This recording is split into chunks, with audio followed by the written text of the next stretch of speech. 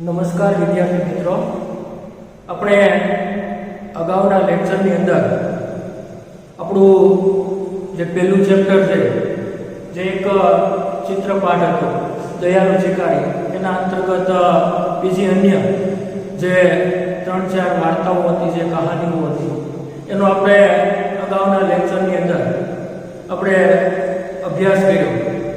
અને તમે વિદ્યાર્થી મિત્રોએ એમની જે સ્ટડી મટીરિયલ એમની સાથે આવેલું છે એ પણ તમે તમારી પાકી બુકની અંદર વ્યવસ્થિત રીતે એ સારા અક્ષરે તમે લખી લીધું હશે. તો આગળના ક્રમ પર આપણે મિત્રો જઈએ તો ખાસ કરીને આપણું બીજું ચેપ્ટર છે એ સાહિત્ય પ્રકારની દ્રષ્ટિએ એક કવિતા છે કે જેનું શીર્ષક એક જગત એક લોક એવું આપવામાં આવ્યું. અર્થાત આ જગત, આ સંસાર, આ દુનિયા એક જ છે, અથવા તો આ સંપૂર્ણ દુનિયા છે ये विशाल दुनिया एक है. तो दोस्तों हम जानते हैं कि ये सारे संसार में यानी कि सारी दुनिया में बहुत सारे देश हैं. उन सारे देश में बहुत से लोग वसवाट यानी कि बहुत से लोग निवास करते हैं.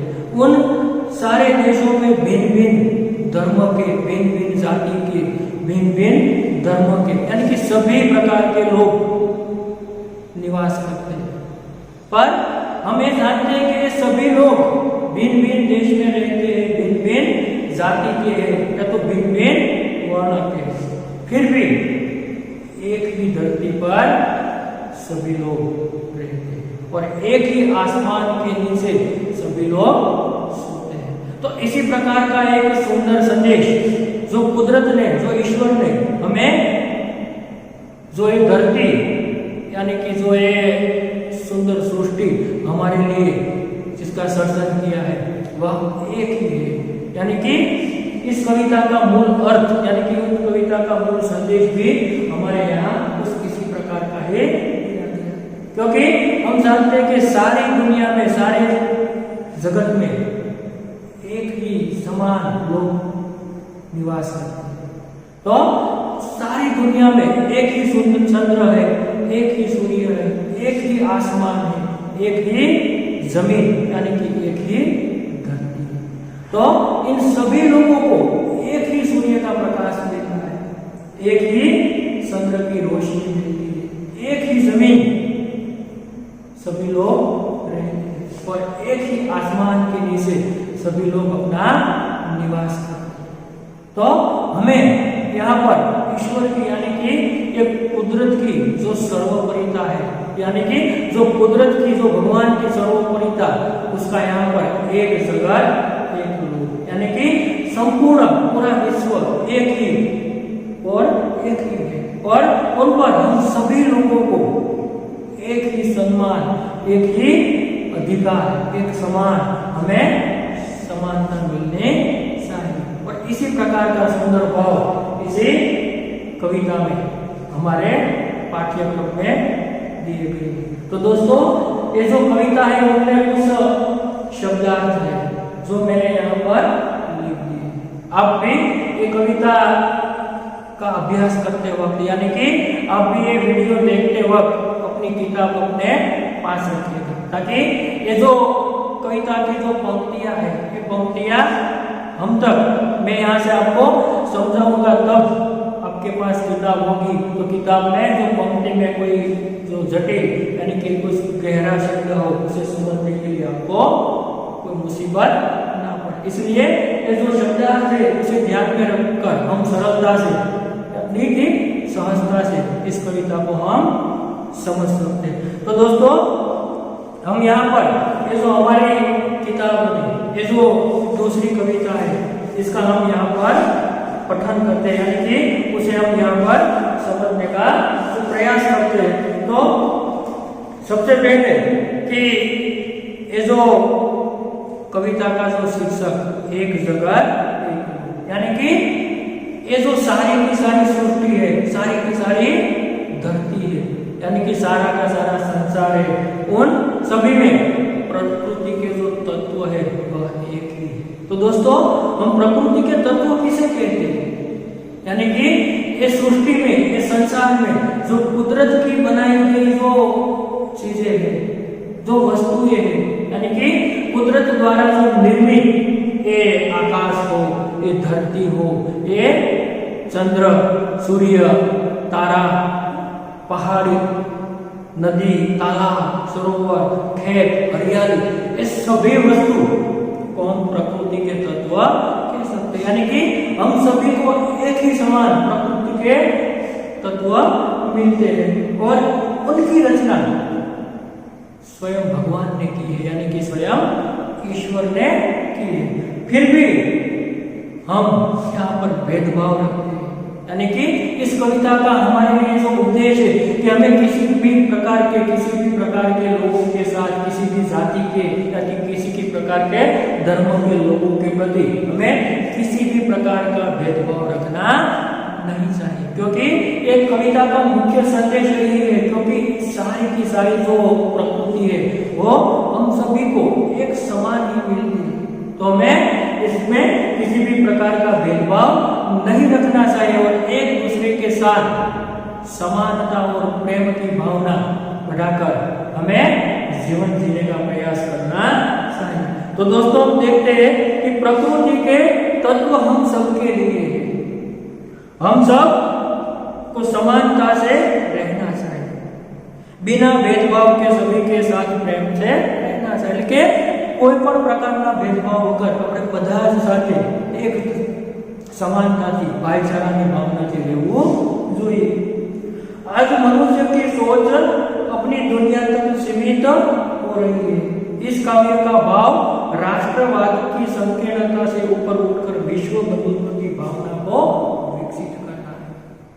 तो मित्रों आ काव्यનો મુખ્ય જે વિચાર છે એ કોઈ પણ માણસનો જે વિચાર છે એ પોતાની એ રાષ્ટ્રીયતા, એક સંકીર્ણતા સુધી એટલે કે સીમિત સુધી હોય છે, પોતાના સુધી જ હોય છે, પણ એને ભૂલીને કવિ એવું કહેવા માંગે છે કે એ માત્ર પોતાના પૂરતી જ નહીં, પણ માત્ર પોતાની એક રાષ્ટ્રીયતા પૂરતી જ નહીં, પણ સંપૂર્ણ આખા સંસારની, આખા જગતની જે સર્વોપરિતા છે અથવા તો આખા જગતની જે વિશ્વ બંધુત્વની જે ભાવના છે એના વિશેનો આપણો વિચાર, એવી ભાવના આપણા દરેક મનુષ્યના હૃદયની અંદર હોવી જોઈએ। એ આ કાવ્યનો મુખ્ય ઉદ્દેશ છે, તો મુખ્ય હેતુ છે કે ભાઈ આખું વિશ્વ એક છે, કારણ કે આખું વિશ્વ એક જ પ્રકૃતિના તત્વો નીચે પોતાનું જીવન છે વ્યતીત કરે છે, એટલા માટે સંપૂર્ણ આખું જગત એક જ છે એવી ભાવના આ કાવ્યની અંદર મુખ્યત્વે આપણી સામે કવિએ વ્યક્ત કરવા માટેનો પ્રયાસ કર્યો છે। તો મિત્રો જોઈએ આપણે કે આપણી જે કવિતા છે એમાં આપણે હવે સરળ રીતે એને સમજવાનો પ્રયાસ કરીએ। તો કાવ્યની પહેલી પંક્તિની કાવ્યની શરૂઆત કે એક જગત એક લોક सबका है एक मान। जगत यानी कि दुनिया, संसार, विश्व, लोक। कवि कहते हैं कि ये दुनिया यानी कि ये सारा संसार एक ही है और यही सारे संसार में सभी लोगों को एक ही प्रकार का, एक ही समान मान और सम्मान का सभी को अधिकार है। यानी कि एक चंद्र, एक सूर्य, एक भूमि, आसमान। तो कवि अपन એવું કહેવા માંગે છે કે આ આખી જગતની અંદર, આખા સંસારની અંદર, આખી દુનિયાની અંદર, આખી દુનિયા એક જ છે, આખો સંસાર એક જ છે। અર્થાત કે ભાઈ આખી દુનિયા એક જ ચંદ્રની રોશની મેળવે છે, એક જ સૂર્યનો પ્રકાશ મેળવે છે અને એક જ ધરતી નીચે આખું જગત નિવાસ કરે છે। તો સાથે સાથે એક જ આકાશ, એક જ આસમાન અને એક જ ધરતી નીચે એ માણસ રહે છે। તો પછી આપણે બધાએ જગત છે એક જ, એટલે કે દરેક વ્યક્તિને સમાન એક સરખું માન અથવા તો સન્માન છે મળવું જોઈએ। ત્યાર પછી આગળ કહે છે એક તેજ, એક હવા, એક ही पानी। जीवन है सुख दुख की यही, सुख दुख की एक कहानी। एक देह, एक એક રક્ત, એક અસ્થિ, એક પ્રાણ, એક જગત. તો મિત્રો આખા સંસારની અંદર દરેક લોકોને એક જ તેજ એટલે પ્રકાશ, કે એક જ સૂર્યનો આપણને બધાને પ્રકાશ મળે છે. સાથે સાથે આપણને બધાને એક જ હવા મળે છે. દુનિયાના કોઈ પણ દેશની અંદર કોઈ પણ લોકો માત્ર ને માત્ર એક જ હવા દ્વારા પોતાનું જીવન છે એ ટકાવી રાખે છે. અને સાથે સાથે આપણે બધા એક જ સમાન, એક જ પાણી એટલે કે એક જ સમુદ્ર અને એક જ સમુદ્રનું પાણી અથવા તો એક જ સમુદ્રનું માંથી આવેલું જે પાણી છે, જે વરસાદ સ્વરૂપે આપણને મળે છે, દરેક જગ્યાએ સમુદ્રમાંથી જ વરસાદ સ્વરૂપે પાણી વરસે છે. એ જ પાણી આપણે બધા પીએ છીએ. દુનિયાના કોઈ પણ દેશના લોકો દરેકને માટે પાણી છે કેવું છે? એક સમાન છે. એક જ સૂર્યનો બધા પ્રકાશ મેળવે છે, એક જ ચંદ્રની બધા રોશની મેળવે છે.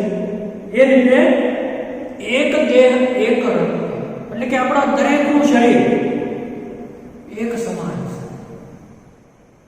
સાથે સાથે એ શરીરને ટકાવી રાખવા માટેનું જે આપણું રક્ત છે, લોહી છે, ખૂન, એ પણ એક જ સમાન છે. રંગ દરેક જગ્યાએ તમે જુઓ કે કોઈ પણ વ્યક્તિના ખૂનનો રંગ, લોહીનો રંગ છે હંમેશા રાખતો છે. પછી એ કોઈ પણ જ્ઞાતિનો વ્યક્તિ હોય, કોઈ પણ ધર્મનો હોય, કોઈ પણ દેશનો હોય, દરેકનું શરીરનું સ્વરૂપ એક જ છે, લોહીનું સ્વરૂપ એ પણ એક જ છે. અને છતાં પણ શું કહે છે? જીવન એ સુખ દુઃખ की एक कहानी, कि हम सभी का जीवन सुख दुख की एक कहानी, क्योंकि हमारे जीवन में कभी हमें सुख की अनुभूति होती है तो कभी दुख भी हमारे जीवन में आता है. कोई भी व्यक्ति ऐसा नहीं हो सकता कि जिनके जीवन में सारे जीवन भर उन्हें हमेशा के लिए सुख ही सुख मिलता रहे. कभी कभी उन्हें दुख का भी सामना करना पड़ता है. इसलिए कवि कहते हैं कि हमारे मनुष्य की जो जीवन की जो कहानी है वह सुख दुख से भरी हुई, यानी कि एक जगत एक लोक, अर्थात आ सृष्टि, आ संसार एक ज છે, આ દુનિયા એક જ છે, આ લોક એક જ છે. દરેક વ્યક્તિને એક સમાન સન્માન મળવું જોઈએ, એક સમાન એમને અધિકાર મળવા જોઈએ. દરેકે એકબીજાની એક સદભાવનાની ભાવનાથી દરેકે રહેવું જોઈએ. આ પ્રકારની વાત, કારણ કે દરેક પ્રકૃતિના તત્વોનો આપણને સૂર્ય હોય, ચંદ્ર હોય, જમીન હોય, આકાશ હોય, એ દરેકની આપણને બધાને, આખા વિશ્વના દરેક લોકોને એની જરૂરિયાત છે. એના વગર આપણું જીવન છે એ શક્ય બની શકે નહીં. એટલા માટે આપણે બધાએ એકબીજા સાથે હળી મળીને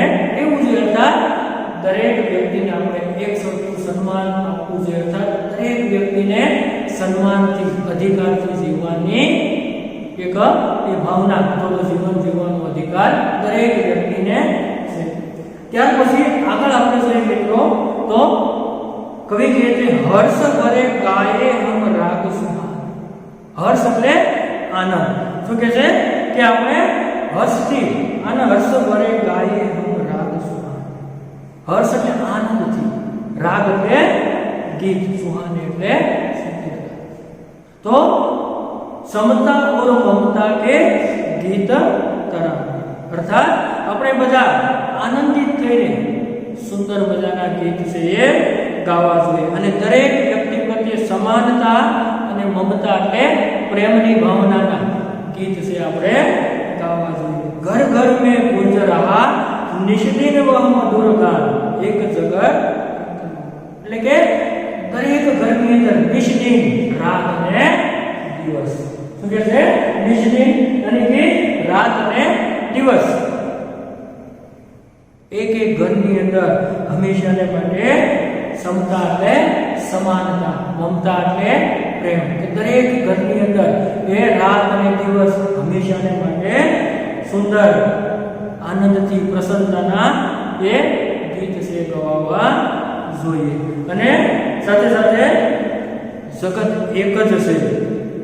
દરેકને જગતના એક સન્માનની દ્રષ્ટિ છે જીવવાનો અધિકાર મળવો જોઈએ. એક જગત એક લોક, એટલે કે આ સંસાર, આ જગત, આ સૃષ્ટિ છે એ એક છે. ફરી પાછું મિત્રો કવિ અહીંયા કહેવા માંગે છે કે આપણે બધાએ આનંદિત થઈને સુંદર રાગ રાગ સેવીએ, સાથે સાથે કે આપણે સમાનતા અને પ્રેમના ગીત છે સુંદર રીતે ગાઈએ અને રાત દિવસ હંમેશા ઘરની અંદર એ મધુર ગીત મધુર ગાન એ ગવાય એવી આપણે આશા રાખીએ, કારણ કે આખો સંસાર આખું જગત એ એક જ છે કે જે એક જ કુદરતના એ સંતાનો છે અથવા તો એક જ સૃષ્ટિના આપણે બધા સમાન લોકો છે. એટલા માટે આપણે એ વિશ્વ બંધુત્વની ભાવનાથી ભાઈચારાની ભાવનાથી આપણે જીવન જીવવું. અને ત્યાર પછી છેલ્લે રાષ્ટ્રો મેં યજ્ઞ કર્મ હમારા, કે દરેક રાષ્ટ્ર દુનિયાની અંદર જુદા જુદા દેશો છે, જુદા જુદા રાષ્ટ્રો છે, એટલે કે દરેક રાષ્ટ્રોની અંદર એકતા સ્થાપિત થાય એ આપણું કર્મ, यानी कि सभी राष्ट्रों में एकता स्थापित हो, इसी प्रकार का हमारा कर्म होना चाहिए. प्रगति न्याय मानवता धर्म, यानी कि दरेक लोगोनी उन्नति थाय, प्रगति એટલે ઉન્નતિ વિકાસ, કે દરેક લોકોની પ્રગતિ થાય, દરેક લોકોનો વિકાસ થાય એવી માનવતાવાદી દ્રષ્ટિએ દરેક લોકોને આપણે જીવન જીવવામાં મદદરૂપ બની એવી માનવતાવાદી દ્રષ્ટિએ આપણે કેળવીએ એવો એકમાત્ર આપણો ધર્મ હોવો જોઈએ.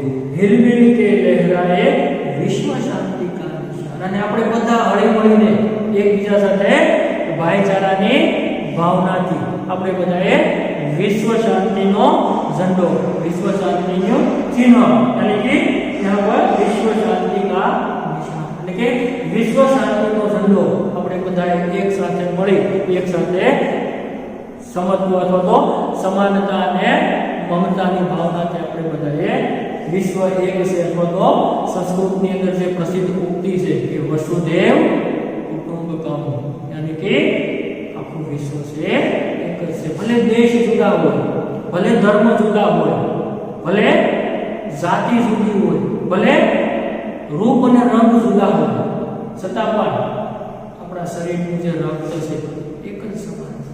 સાથે સાથે આપણું શરીરનું સ્વરૂપ છે એ પણ એક જ સમાન છે. અને એટલા માટે આપણે બધાએ વિશ્વ શાંતિની સ્થાપના માટેની ભાવના તો એ સદભાવપૂર્વક રહીને આપણે સદભાવનાનો વ્યવહાર કેળવીને વિશ્વની એકતાની જે ભાવના છે, જે વિશ્વ બંધુત્વની ભાવના છે ને સ્થાપિત કરવી જોઈએ, કારણ જગત એક જ છે, આ સંસાર એક જ છે, આ સંસારની અંદર રહેતા લોકો પણ એક જ છે. સાથે સાથે આ સંસારની અંદર પ્રકૃતિના તમામ તત્વો આપણે આવવું જોઈએ, એ સૂર્ય ચંદ્ર તારા नदी सरोवर पहाड़ पर्वत ये सभी चीजें एक ही समान है. तो ये कुदरत ने हमें जो अनमोल प्रकृति की रूपी जो अनमोल बख्शिश दी है वह हमें इसी प्रकार का संकेत करता है, इशारा देता है कि तुम सभी इन्हीं के संभाल लेकर, यानी कि इन सभी प्रकृति के तत्वों के साथ मानवतापूर्ण व्यवहार करके आप अपना जीवन सुंदरता से जी सके, यानी कि सभी लोगों के साथ मिलजुल कर जीकर हम अपना जीवन व्यतीत करें. ऐसी सुंदर भावना ये कविता में, यानी कि विश्व बंधुत्व की भाव अपने राष्ट्रवाद की जो संकीर्णता से ऊपर उठकर कवि ने यहाँ विश्व बंधुत्व की भावना यहाँ इस काव्य में हमारे सामने व्यक्त की. उनका शुभ आशय, शुभ हेतु ऐसा है कि हम लोग सभी मिलजुल कर रहे, समानता की बात करें, ममता की बात करें और सभी लोगों को हमारे साथ ये विश्व को एक बनाकर विश्व बंधुत्व की भावना के सारा विश्व एक है, ऐसी भावना हम सभी के मन या हृदय में प्रकट हो, ऐसा सुंदर जो भाव इसी कविता में हमें कवि ने दिया है. तो दोस्तों आ रीते आ कविता नो આપણે સરળ ભાવ સમજ્યા, સમજૂતી સમજ્યા. હવે ત્યાર પછીના ક્રમ ઉપર આપણે અહીંયા ખાસ કરીને કેટલાક આપણને અભ્યાસના પ્રશ્નો આપેલા જેની આપણે અહીંયા चर्चा करिए। तो पहलो प्रश्न है, एक जगत एक लोक ऐसा कवि ने क्यों कहा है?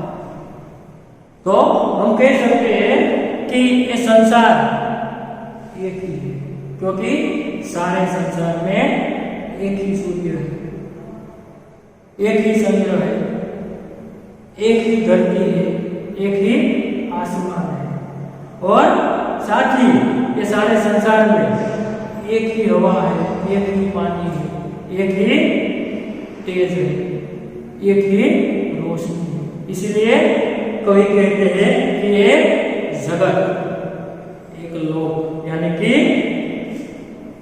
जगत एक है, यानी कि एक लोक है, ऐसा कवि कहते हैं।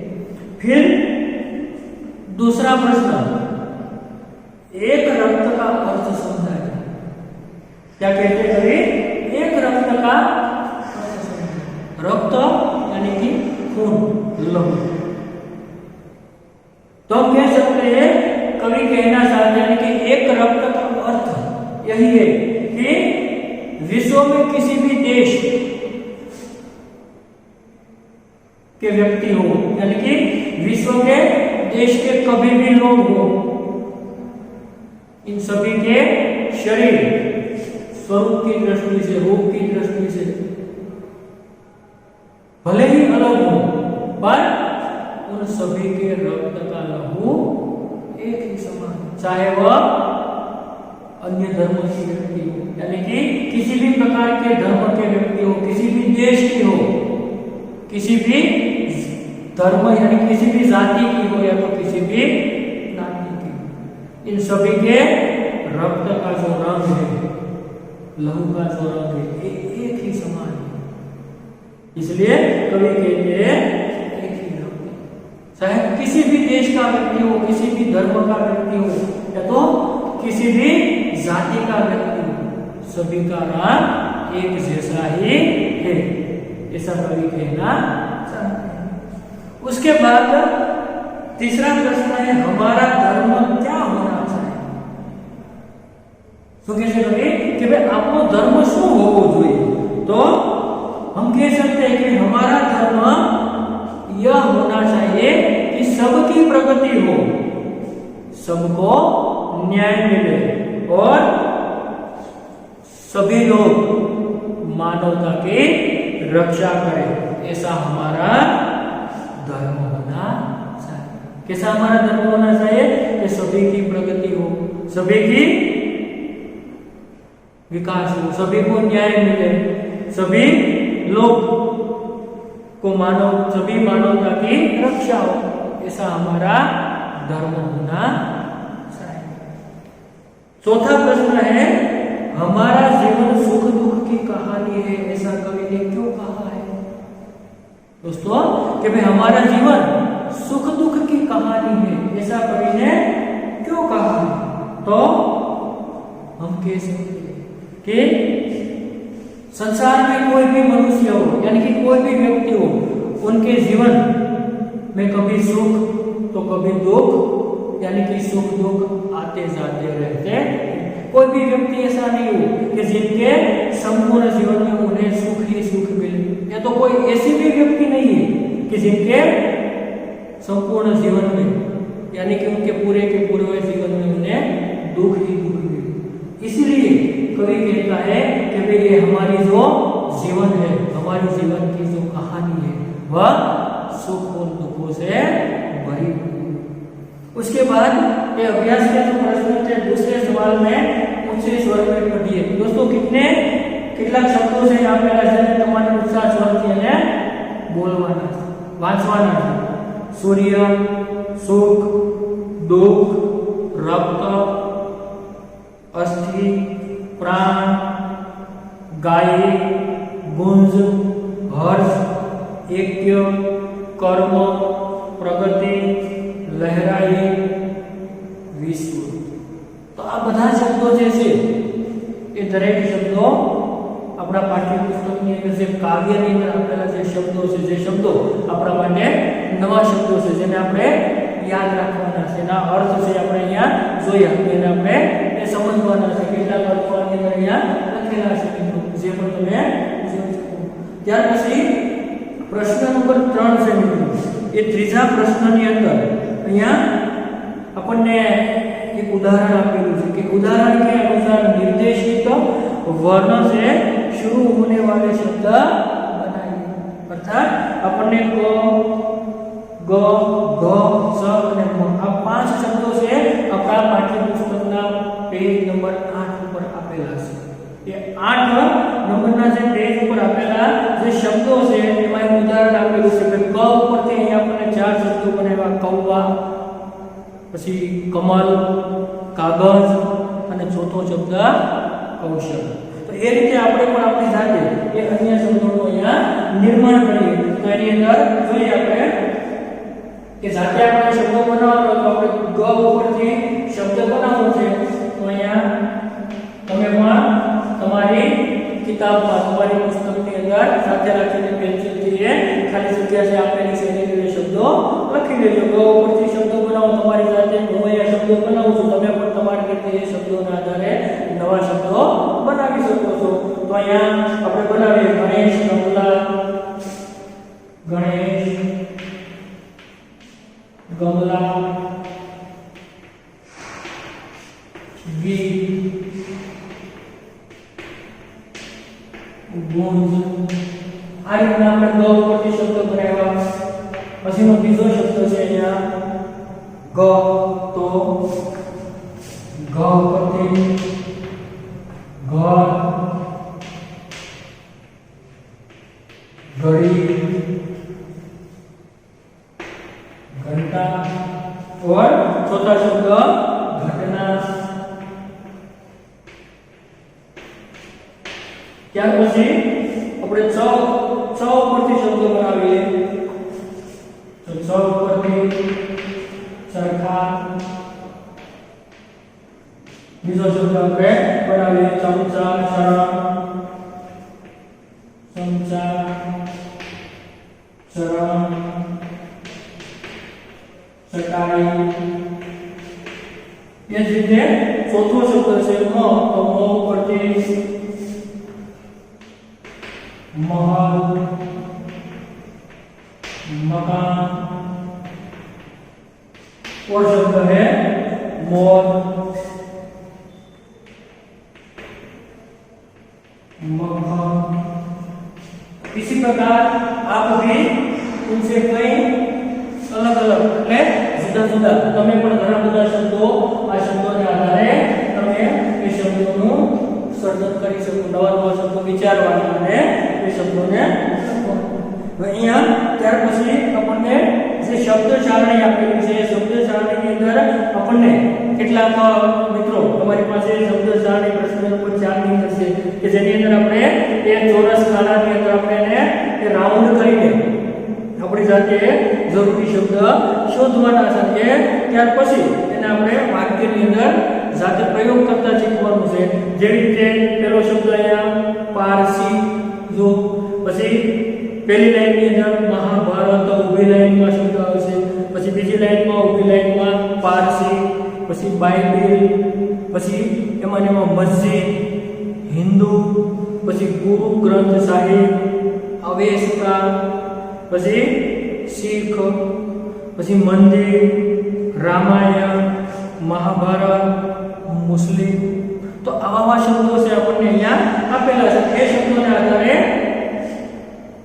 શબ્દોના આપણે વાક્ય બનાવવાના. તો દાખલા તરીકે આપણે ઉદાહરણ લઈએ. બીજો શબ્દ આપણે લઈએ કે ભાઈ મહાભારત. તો આનો આપણે વાક્ય બનાવીએ. તો આપણે બનાવી શકીએ कि भाई महाभारत एक महान काव्य है. इसी प्रकार हम उनका वाक्य बना सकते हैं कि महाभारत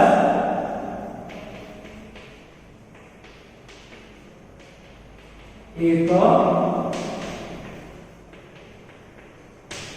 महाकाव्य है.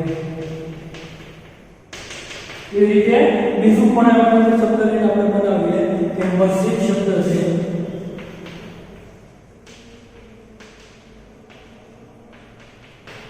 मस्जिद शब्द के अंदर આપણે એવું લખી શકીએ કે મુસલમાન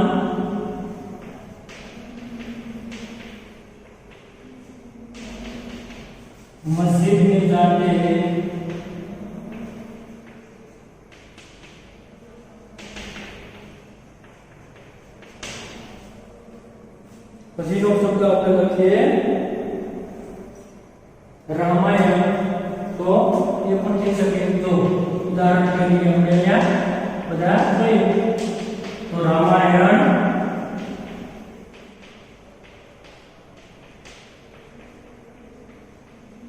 हिंदू का